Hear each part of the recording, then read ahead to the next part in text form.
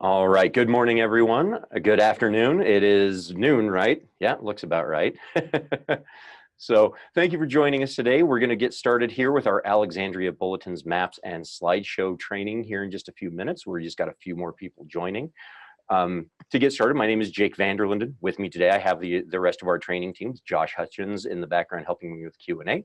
And Seneca Ramirez is here as well, going to be helping us because she'll be doing some of these in the future as well.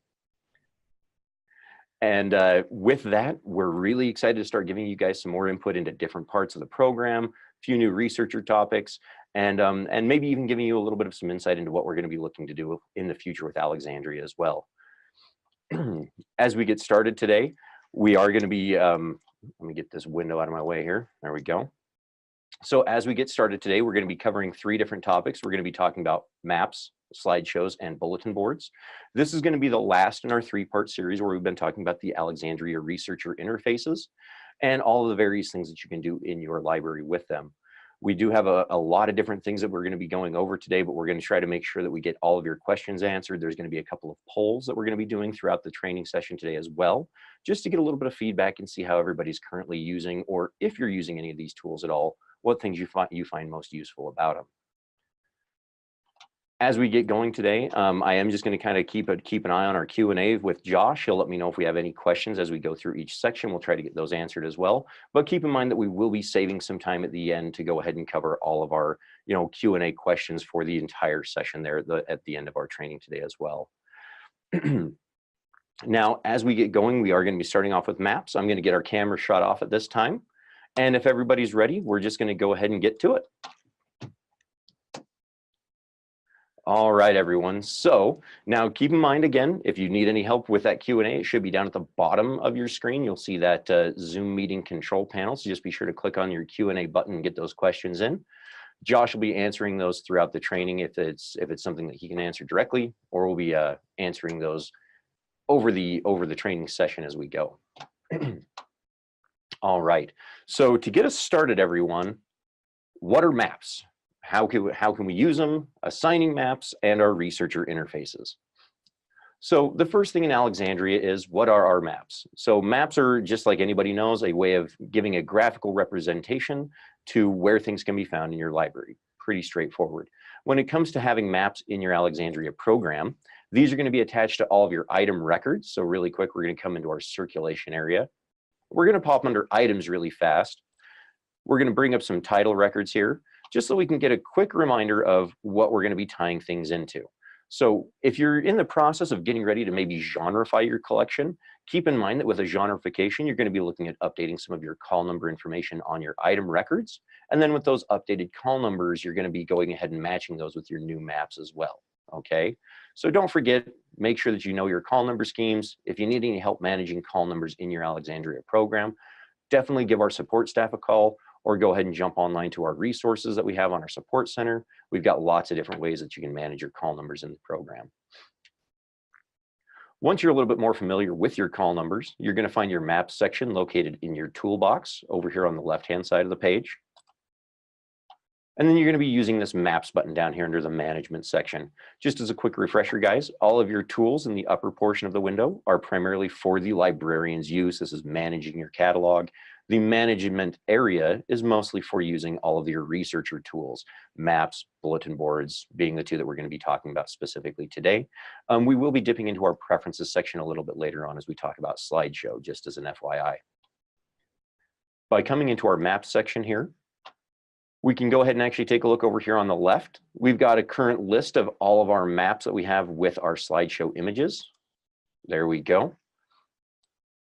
And as you can see, by clicking on each one of our call number ranges over here on the left, we can then see in the map itself where those items are found. As you can see, we've got a little key down here at the bottom. We're working with a conjoined elementary, middle school, high school library. Today, though, with our training, we're actually going to be breaking this up and bringing in some new maps as we go forward.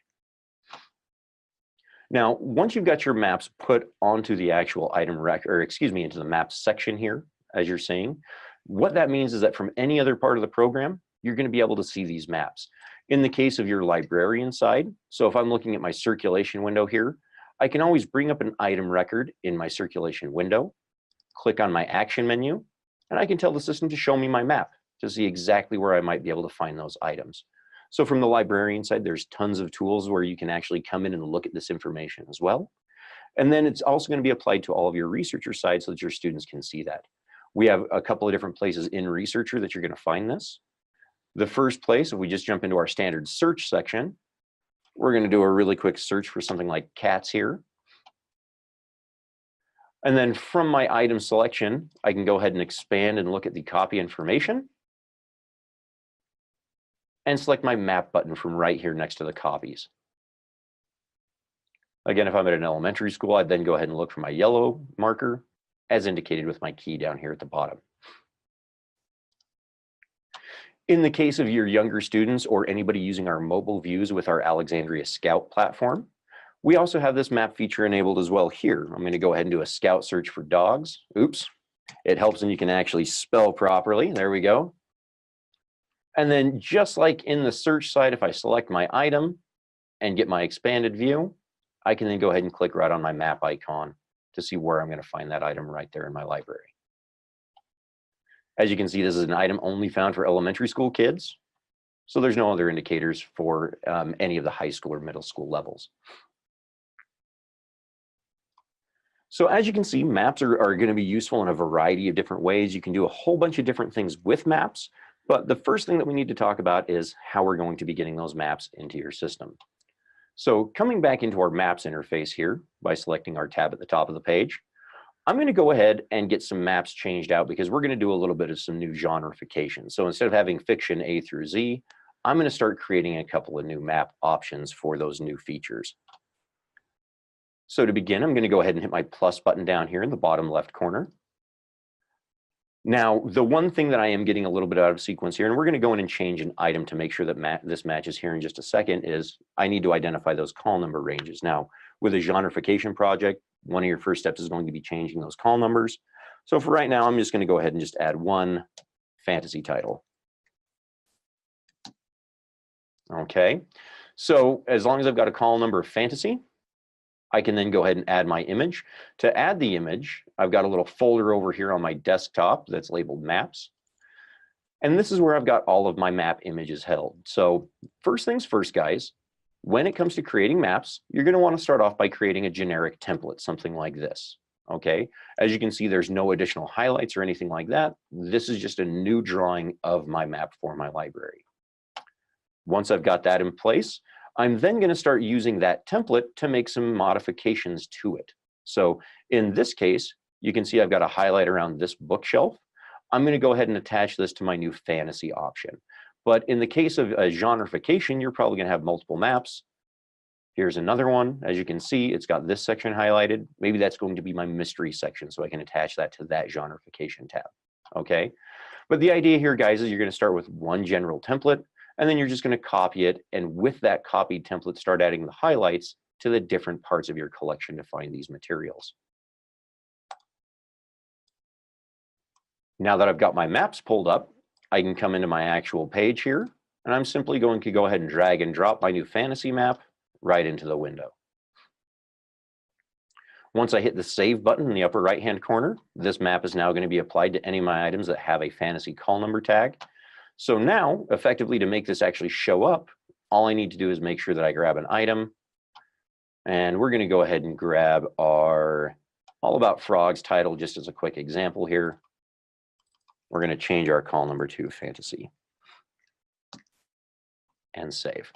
Okay, now one thing, guys, when it comes to changing call numbers in your collection is that when you've got a title record with a shared call number tag with your copy information, doing the one change in the title record is going to change it for all of the copies as well.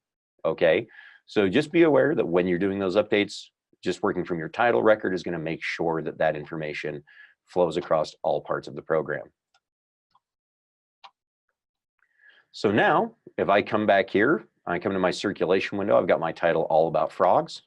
I'm going to go ahead and look at my map, and there's my new map image. I've got my highlight around the section where I'm going to find that item. To see this from a search side, we're going to go ahead and just restart our search. All About Frogs. There's my title. I can come into my copy information and click on my map to view. Same thing in Scout, all about frogs. Click on my item and view my map. Now, typically the longest thing, or excuse me, the hardest part with getting your map set up is the creation of all of the different map options. Keep in mind, you will again need to start with one generic template, and you're going to be adding highlights to a bunch of copies of that template. So to create the template, you can get that done in a variety of different ways. Ask your media specialist to maybe go ahead and draw up a map for you. You can have somebody come in and take actual pictures of your library if you want to use something that's more photo-based. Tons of different options for getting those maps created. Once they're created, then you can go about setting them up in your system and attaching them to all of your item call numbers.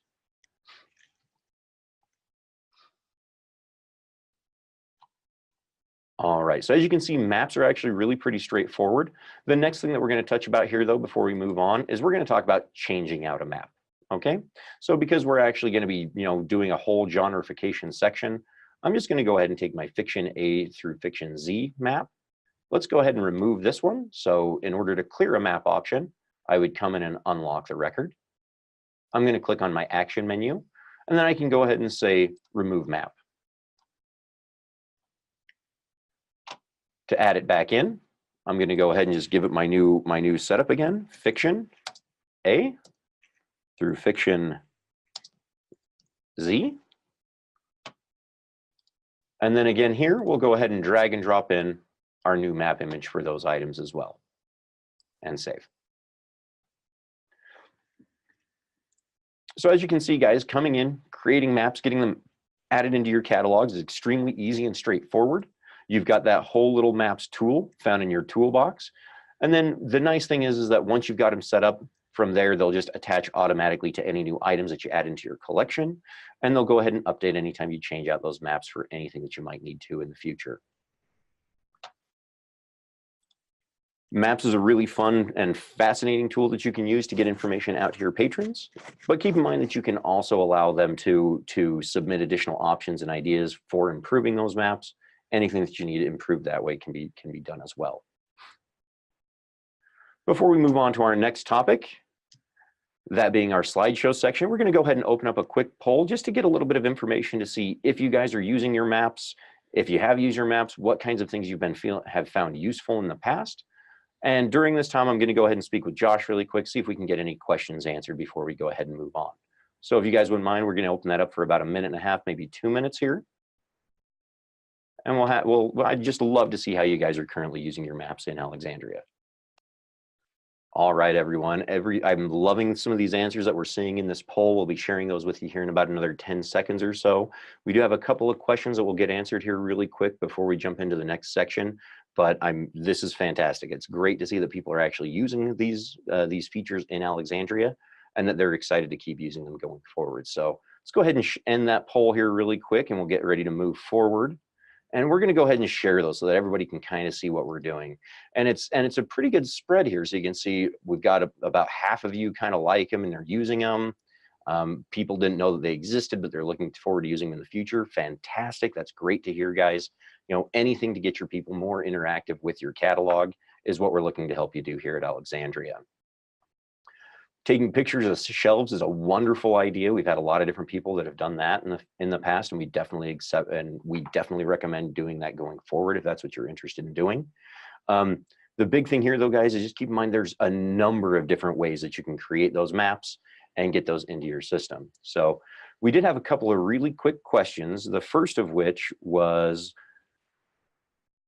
Susan Dix would like to know, what software are you using to create a map? Awesome, thanks, Josh. So Susan, really quick, when it comes to creating maps, you have just about any option that you would like. You can use something like Adobe Photoshop. If you're using a Windows-based computer, go ahead and use Windows Paint. If you're on a Macintosh, you can go ahead and use the paint programs that are native to a Macintosh computer. In the end, it's going to come down to just any type of graphical software that you can get your hands on. Worst case scenario, kind of like we saw in our poll, take some pictures, go ahead and put those pictures in there, and then people can actually look at the shelf view itself from that map option. So great question. If you need any recommendations, I'm sure that our support staff would be happy to give you some options that way.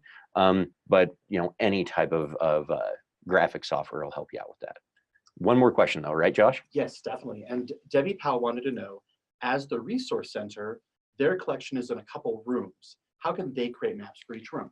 Excellent. Well, Debbie, so that one's actually pretty straightforward. So the map creation, as we mentioned, can be done in any type of software. So all you would need to do is just create a map for the different rooms. And then for the materials, you'll just want to make sure that they have a call number indicating which room that they're going to be in so that you can attach that map to it. It should be pretty simple and straightforward. You shouldn't really have any problems with having multiple maps in there. The bigger thing is probably going to be, assigning those call numbers and setting up the catalog so that the proper materials are showing the proper map. Other than that, though, definitely use multiple maps for different rooms. Wonderful. All right, so that's going to go ahead and take us to the end of our questions for our maps section. But if you guys do have any others, definitely be sure to get those into our Q&A section. As you can see, we're going to be moving on and talking about Slideshow next. If you haven't been able to tell, kind of the idea here, everyone, is we want to, again, help you showcase and let people know what kind of resources and materials you have in your collection, just so that you can let your students know, hey, this is a fun place to come in and find things and get additional information on anything going on. So with that, what are slideshows? Creating search strings and assigning them, how to create saved lists and make them slideshows. We're going to kind of address all of these things here, and slideshows are really a lot of fun. So first of all, what are slideshows? So the Alexandria slideshow is something that you can reach by going to the URL /slideshow. So in the case of our training database, we just go to training.goalexandria.com/slideshow. Now, as you can see here, you've got a couple of different options. Our slideshows are very interactive. You've got different ways of having the information transition between item to item. We've got different layout options as well as display features. You can hide your toolbar down here at the bottom. And really, you can use this to show off anything that you want. Currently, our slideshow here is showing our top awarded items. So things that have got the most star ratings and things like that. But you can do this for a variety of different things. The slideshow management is actually found in your preferences section. So to get started, we're going to be looking at our circulation window here. We're going to go into our toolbox. From tools, as I mentioned, we're going to take a little sidestep into preferences. And then in our preferences section, we're going to be going to our researcher preferences. Josh did a great webinar on some of our researcher preferences last time. If you haven't seen that webinar, definitely go to our support center, check it out. He talked a whole lot about Explorer Builder, searching, a bunch of the different features that we have through our researcher. So I definitely recommend you go back and take a look at that webinar if you haven't already, okay? For today, however, we're just gonna go ahead and jump into our slideshow preferences right here. And as you can see, we've got our entire slideshow panel for controls right here in this middle page. Now, when it comes to getting things started, we do have some predefined searches. So you can always come in here and use something Alexandria created.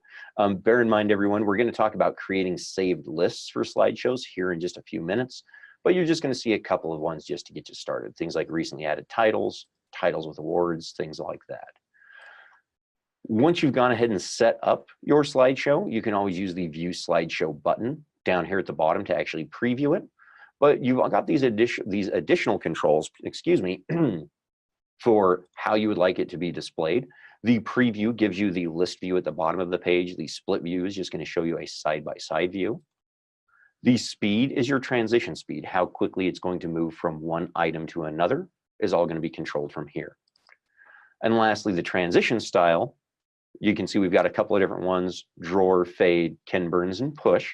So these are all just different slideshow options for how you want to see that come in and out of the window. The stylization options are pretty universal across all of the researcher modules. So be sure to set anything up that you would like to that way. The slideshow name is going to be the unique portion. So I'm going to say my top awarded, or let's say highest awards is what I would like my slideshow to be called.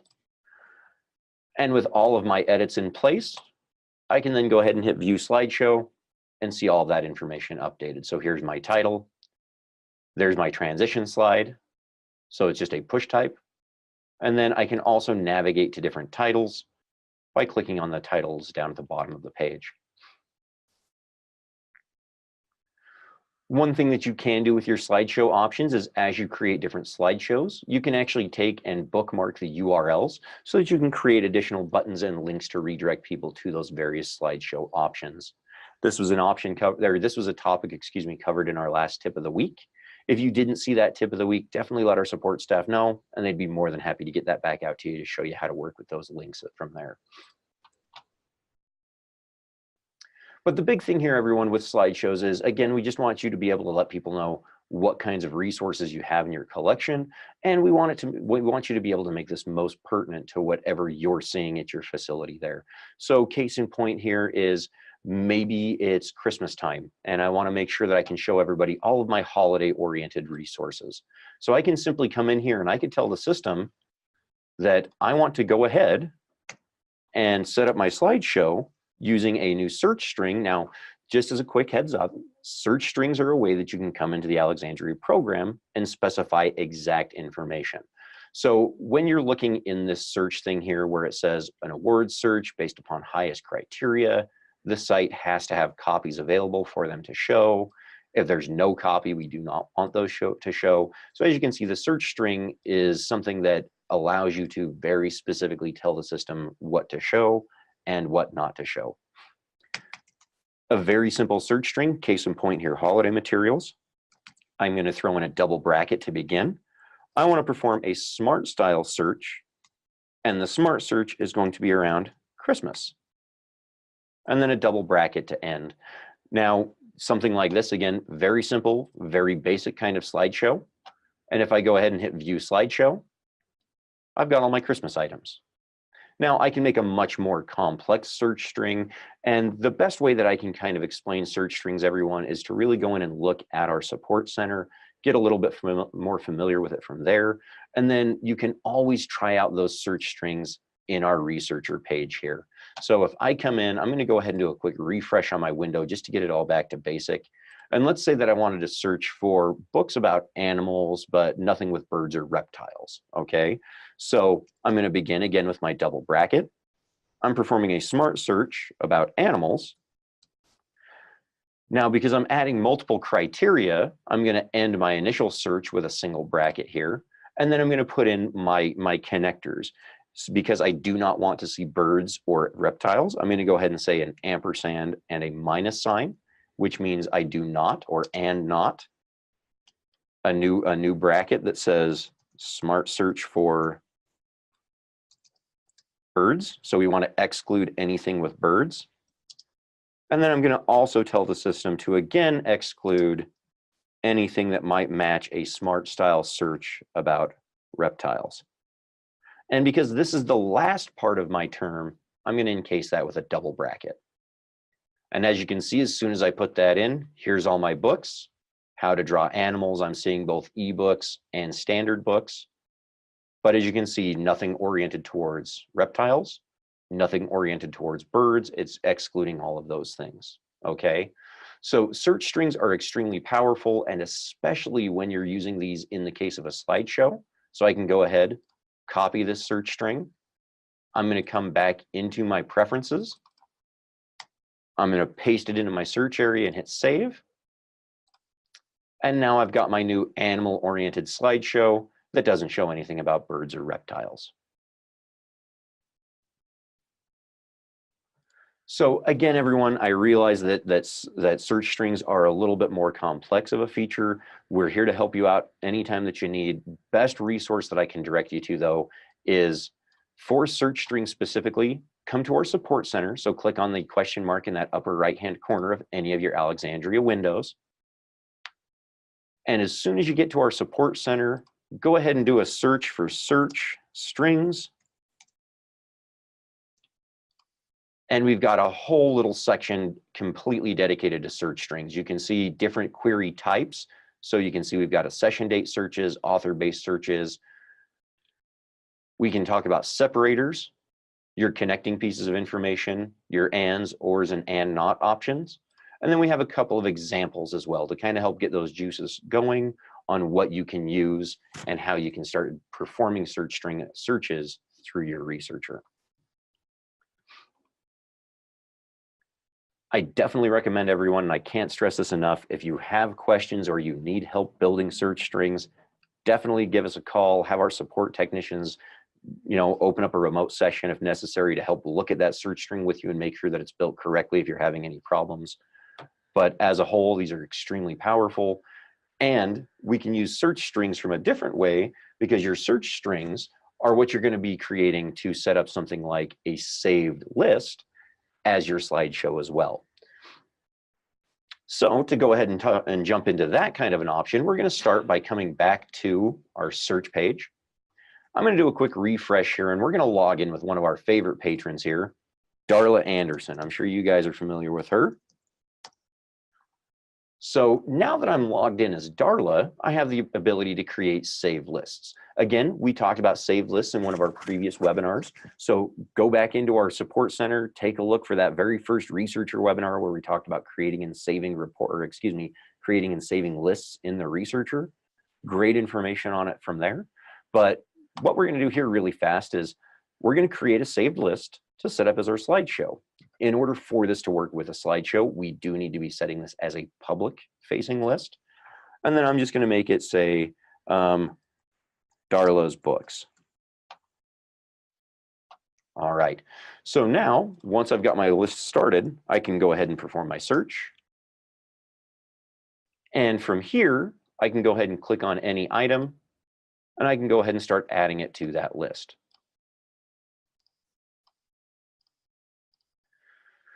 In the case of wanting to add an entire search, let's say I just want to take all of the Harry Potter books because I'm a huge Harry Potter fan, and I want to make sure that all of them are in my list. I'm going to go ahead and click on my list option here, and I'm going to say add all to list for Darla's books. Okay. Now, being Darla, I can come in here and actually take a look at that list. And in order to make a slideshow from this, or even in the case of an Explorer panel button, all I need to do is click on my share options and simply go ahead and grab my shared search string list option from right here. I provide that to my librarian, and they can simply come into their preferences, go to slideshow, paste in that search string and hit save. And there's Darla's list as a slideshow. So this is an extremely powerful tool, guys, because what it means that you can do is if you're, say, English teachers or any of your school staff or librarians create their own saved lists, go ahead and set that up in a displayed slideshow. Let the students know, hey, this is Mrs. Smith's approved summer reading list. Come and take a look at the slideshow, and you'll see all the information right there in the window. This is a great tool to use to get all of that information out to your students. And you've got a couple of different options between just sharing the list in emails or creating something like a slideshow to share that information from. So slideshows, guys, extremely fun, extremely powerful, pretty straightforward in how they work. You can use something as simple as, like I said, a single word search. I just need to look for Christmas items, or something much more advanced in the case of using our search strings. Again, guys, for search or for help with those search strings, definitely be going to our support center, give our staff a call. But get in there, take a look, and give some of those default slideshows a try. That would be my first recommendation. And then from there, you can start getting a lot more creative. All right, so we've kind of wrapped up our slideshow section. We've talked about creating and saving lists. We've talked about setting up search strings and assigning them in the slideshow. Before we get ready to move on to our section on bulletin boards, where we're going to get a little bit more in depth on highlighting additional resources to your library there, we're going to go ahead and open up another quick poll. Again, we just want to know, have you guys been using Slideshow? If you have been, what are your favorite things with Slideshow? While we're doing that, again, we're going to compile a couple of little questions, see what we can address before we move on to bulletins. So we're going to go ahead and open that up this time, give it about 2 minutes if you guys wouldn't mind taking that poll for us at this time. All right, we'll be right back with you guys here in just one quick second.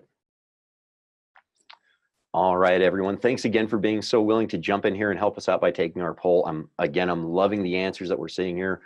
It looks like a lot of people didn't know about these, so it's exciting to talk to you about something that you haven't used before in the past.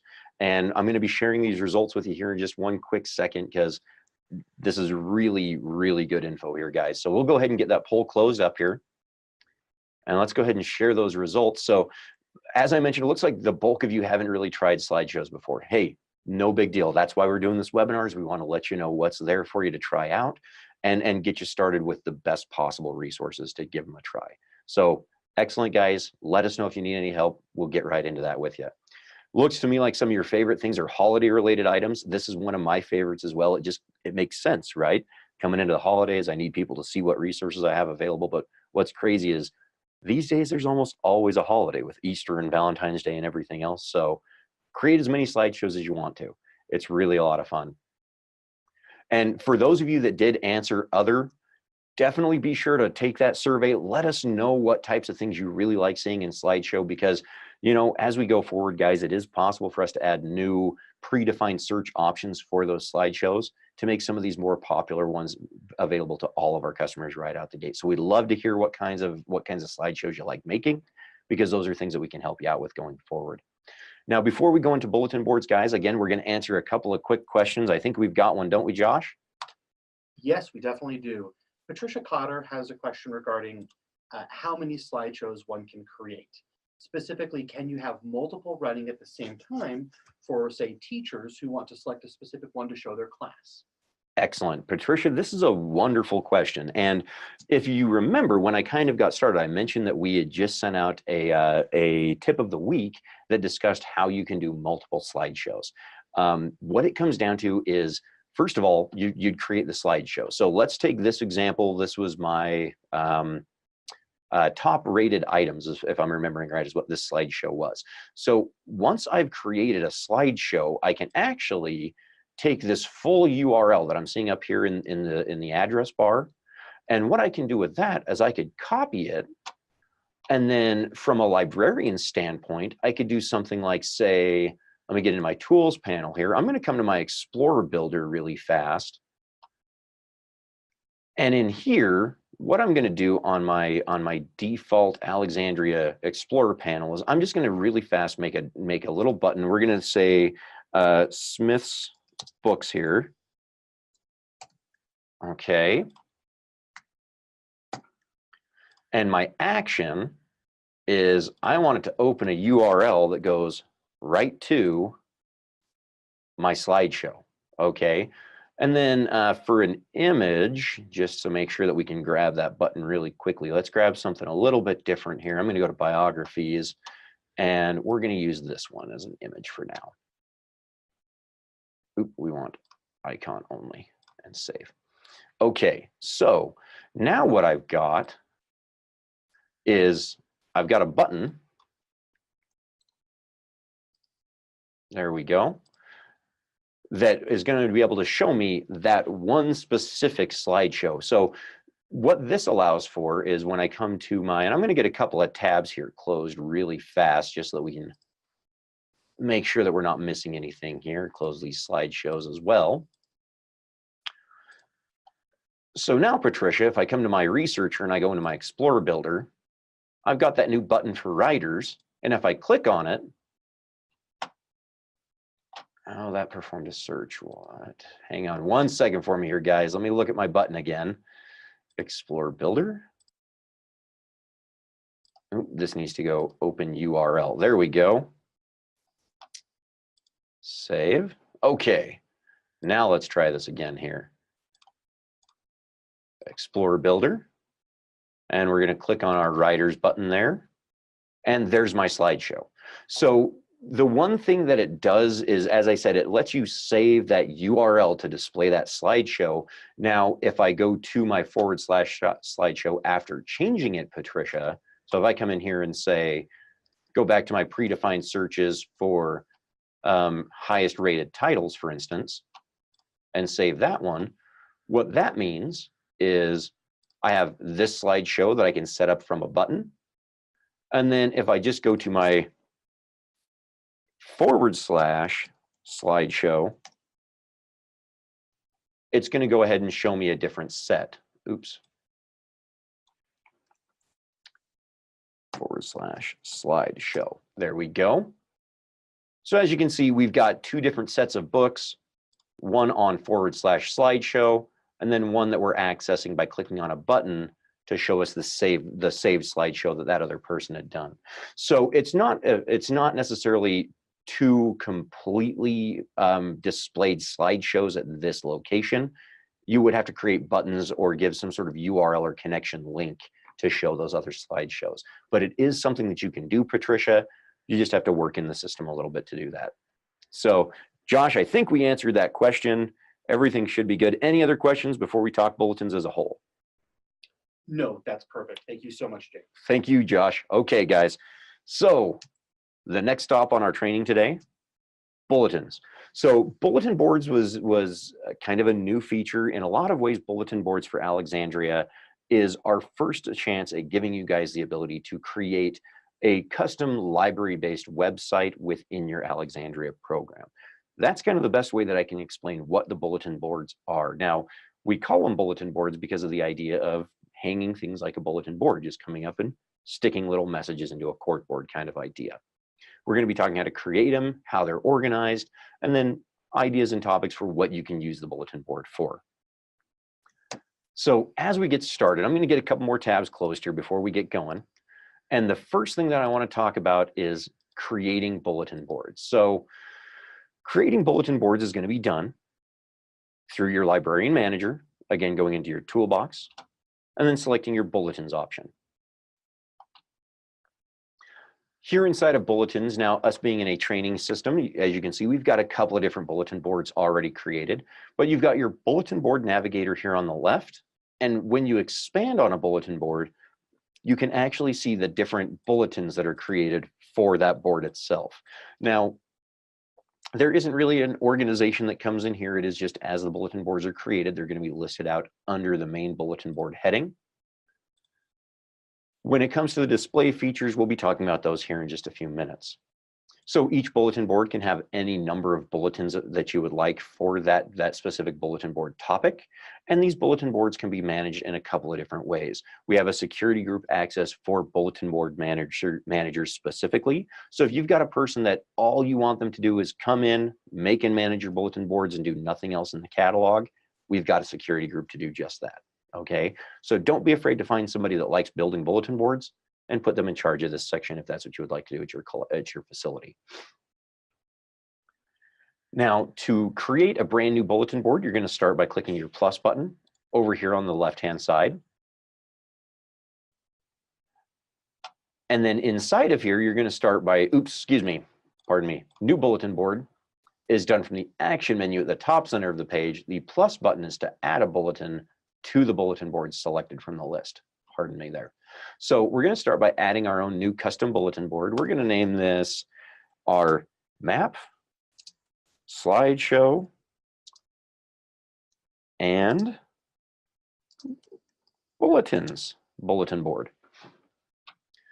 As you can see, we've got a show board from and through date. What this gives you the ability to do is you can pre-specify when you want this to show up and when you want it to go away. So for instance, if you have a bulletin board dedicated entirely to your holiday resources and you only want that to show up from, say, the beginning of November through the end of December, you can go ahead and set that up to do just that. There we go. Your notes is any additional text or things that you would like to show up at the top of that bulletin board. Once you've got the board created, you hit save, and now we can start adding our bulletin boards. Now, as you can see, you can't really have a blank bulletin board. As soon as you've created your bulletin board, it's going to try to get you to create that first bulletin so that you've got something to display in that area.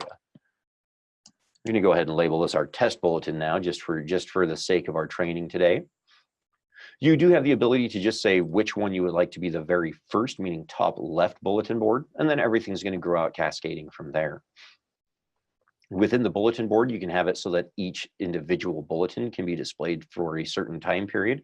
So you could have things like, say, a bulletin board that's talking about library activities. And then in there, you can have bulletin boards for like guest speakers that are only going to show at the time when people can register to come see that guest speaker, things like that.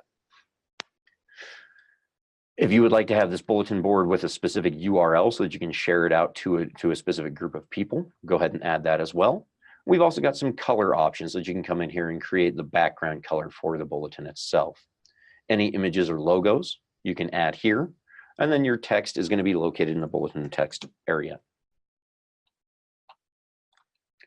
Now that we've got that created and saved, you can see that we've got our new slide or our new bulletin board listed here, the first bulletin listed here, and we would just go ahead and click our plus button to continue adding the rest of our bulletins. So as you can see, bulletins are extremely easy to get into the system, and then once they're in place, they do just display from a top left to bottom right based upon the sizing and content. In the case that you don't need to work or that you don't want a specific bulletin board on your database any longer, just make sure that you're highlighting the bulletin board in question, come up to your action menu, and you can tell the system that I want to duplicate or remove it in full. In the case of dealing with individual bulletins on a bulletin board, you would just select the bulletin from your pull down list and tell the system to browse, remove, or whatever you would like to do to manage that individual bulletin from there. The browse for bulletin image does require you to have a local image on your computer, but don't worry, you can always use things like going to a Google search using the copy and paste functions. So like Control-C, Control-V in the case of a Mac, or Control-C and V, excuse me, is in the case of a Windows machine, Command-C and Command-V in the case of Macintosh, pardon me. Now, once you've got your bulletin board created, looking at the bulletin board is super easy. Your students can just come to the general researcher. We've got our nice little bulletin boards button here. And from there, we can come in and select any one of our bulletin boards to view. In the case that you only have one bulletin board, it's just going to auto open that one specifically. Otherwise, you would come in here and select the board that you would like to view at this time. Now, as you can see here, the bulletin board has a ton of different information in it. We've got additional links to outside resources. So if people wanted to go and look at certain images, if you wanted to redirect them to registration pages, you can go ahead and do that by embedding those links right into the bulletins as you're creating them. And as I mentioned, how Alexandria stacks the bulletins together is based upon sizing and content. Essentially, what we try to do is we try to make a solid block of imagery. So we try to take all of the different panels and organize them in a way so that we've got a big one and a small one, and then kind of a medium and medium, the idea being that we have an overall square display or as close to it with that content. We are going to be looking to implement additional features in the future that will let people have possible like single user bulletin boards. So case in point, if you have like an art class or maybe some sort of biotech or something like that, and you need people to manage their own bulletin boards for, say, school projects, we're looking at implementing bulletin boards on an individual user level as well. This also means that we're looking to bring in controls for spacing and assigning of position of the panels in this window, but all those updates you're going to be seeing in future improvements to the overall Alexandria program. For now, though, just keep in mind that when it comes to how the things are displayed in the bulletin board window here, it does revolve around content and size of the bulletins that are a part of that bulletin board, okay? And then, of course, anytime that you're done looking at a bulletin board, you can always navigate back and go to any other bulletin boards that you might have currently set up. Now, the one thing that we don't see here is our recently created test bulletin board. The reason for this, guys, is that it does take a little bit of a refresh for some of these settings to come into play. So I'm going to go ahead and refresh my researcher. We'll jump back into our bulletin boards here. Let's take a quick look. Oh, we're outside of our date range. Let me go ahead and get that out of here really quick because we actually don't want any of those features there. All right, there we go. We're going to save that one. Let's give this one more quick refresh again, and we'll relaunch our bulletins.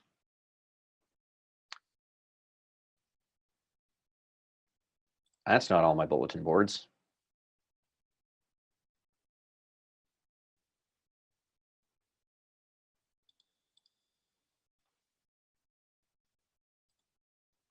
Interesting.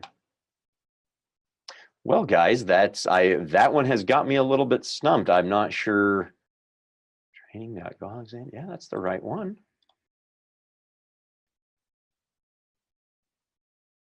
Well, it's showing the first 4 and it's dropping the rest. I We might be having something going on with our training server at this time. Sorry about that, guys. But as you can see, the bulletin board does resize for the number of bulletins that you currently have in your system. So again, they'd be able to pick and choose from there which ones they would like to see. And then they'd be able to back up and see any other bulletin board that they need to from there.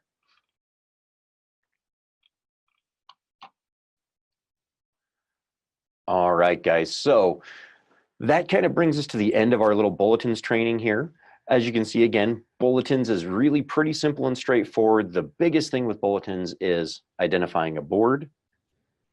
And then from there, making sure that you've got the proper bulletins added into the board for viewing. Again, remember that your content, meaning the information that you're putting in the bulletin text and any images that you're attaching to that as well, are going to start developing how the bulletin board displays. But again, it tries to keep things in a blocked out fashion. All right, everyone. So before we go ahead and get into just our general Q&A, we're going to go ahead and do one more poll about bulletin boards specifically. We're interested, again, have you guys used bulletin boards? How have you used your bulletin boards in the past? Just let us know what you think of those bulletin options. And then from there, we're going to be getting into just additional Q&A, anything that you guys need to know. Be sure to get those questions in. We've had Josh looking through those as we're going, and we'll be organizing those and getting them ready as we're going through this poll. So go ahead, take a quick second, let us know what you think. We'll be right back with you here in just a second. All right, guys, thank you so much for getting your answers in on that poll. Again, wonderful feedback here. We're going to go ahead and share that out at this time. So it looks like for the most part, not a lot of you were aware or hadn't yet been using our bulletin boards. Wonderful. You know what, if you haven't been using them, now's a great chance to get in there, give them a try, and let us know if you need any help. We'll definitely get you anything that you need to make sure that you're using those things to the best of your ability there at your facility. And it looks like for the most part, it's all librarians. If the librarian is the person taking care of these things, you know, one of the best things about Alexandria is we can automate things like reports and utilities and some of those other managerial tools so that you can have a little more time for doing things like managing and taking care of your bulletin boards and slideshows and things like that. So hopefully we can make sure to get you using some of those additional resources, give you a little more time to play in these sections. But great feedback here, everyone. I'm really glad to hear it. Josh, I think we've got a couple of questions, don't we? We certainly do, Jake. Our first one is from Patricia Cotter. She would like to know if there's any way to manage the bulletin board order other than just the first one, or, you know, can it be alphabetical, chronological, etc.? Excellent. Well, Patricia, so currently when it comes to bulletin boards, as I mentioned during the training itself, we really only get the ability to say which one is going to be first. And then everything else is based upon the content of the bulletin, images, text of that bulletin itself. If you're embedding any links or additional video content like you saw on some of our demos, all of those things control the size of the actual space. So what that means, let me come to our astronomy club one, because this is going to make a little more sense, I think, if we look at it. But when you've got smaller amounts of text, it makes the overall bulletin image smaller. And what that does for Alexandria is we take whichever one we say show first, and it's going to start building out the metric for overall size of the panes. And then based upon the content of the text is where Alexandria is going to say this one has a little bit more. We're going to stack it over here to start a new row. So outside of just overall content, unfortunately, there aren't many controls for how you're going to get those to display in a specific order. We're looking at bringing in new features over the next couple of months to give you more control over how the bulletin board is organized. So bear with us. We're going to get a few more things in there to make that a little bit more manageable. But for now, it is really just based upon overall content of the bulletin itself. So great question, and we're doing things to help you get you know, even more resources to make this more manageable. So wonderful. We have one more question from Patricia. She would like to know if you can do slideshows for individual classes using links in a bulletin board, as well as, say, with researcher buttons.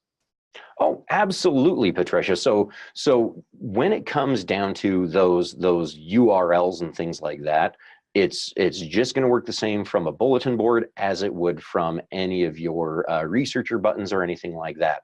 So to jump over here, And we're going to go back to our test slideshow. And as a quick FYI, guys, Josh was kind enough to point out, and this is why I have people in here with me when I'm doing these things, is we had a starting date on the bulletin, but not on the board. And because the bulletin had a start date, it wasn't showing up on our bulletins panel. So just bear in mind, guys, that you want to keep an eye on those starting dates for both the bulletin and the bulletin board, because it will help out with those displays. But to get into this, essentially, if we had our saved slideshow, let me get to my researcher here really quick.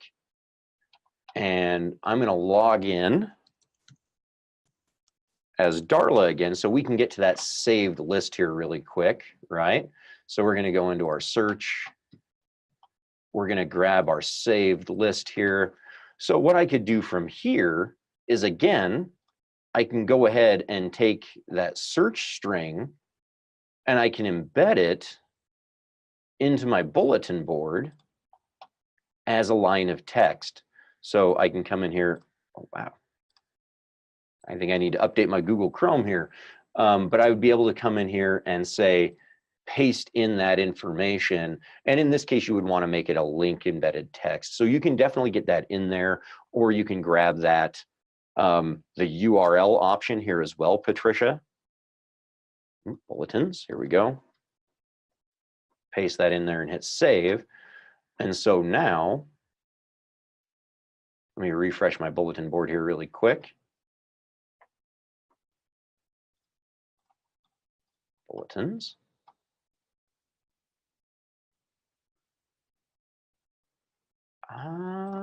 Where did it go?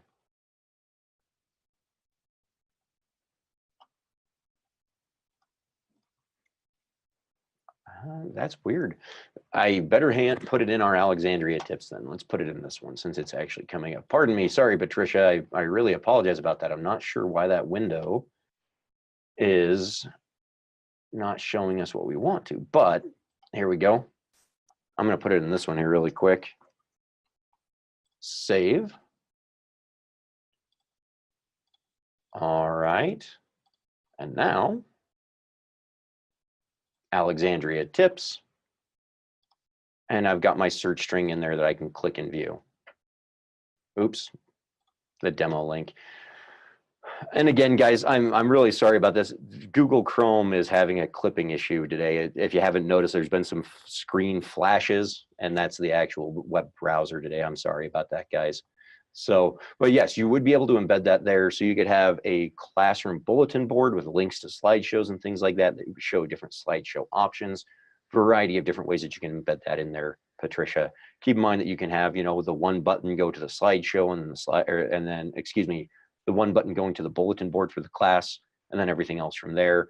You can even, you know, embed calendar links and things like that, you know, anything that you need to display for that classroom in that bulletin at the same time. So, all right, guys. Now, thank you again so much. I think that brings us to the end for our questions, does it not, Josh? Yes, it does. Thank you, Jake. And everybody, a silent round of applause for Jake and his time today. Thank you, guys. Again, we appreciate you joining us for our training session today. For those of you that don't mind taking our survey, we'd love to hear back from you. We'd especially like to know anything that we can improve on. And especially myself, guys, I did see a lot of surveys. I don't have any names, but I heard people say Josh puts on a better presentation than I do. You know what? Tell me what I can do to improve. Let's hear it. Let's get us all better. It's why we want these all of our training department to make sure that we can put on the best possible information and webinars for our customers that we can. So I know that was a long outro, but we really appreciate you guys again. Thank you so much for joining us today. And if you have any questions at all, just let us know. Have a wonderful afternoon.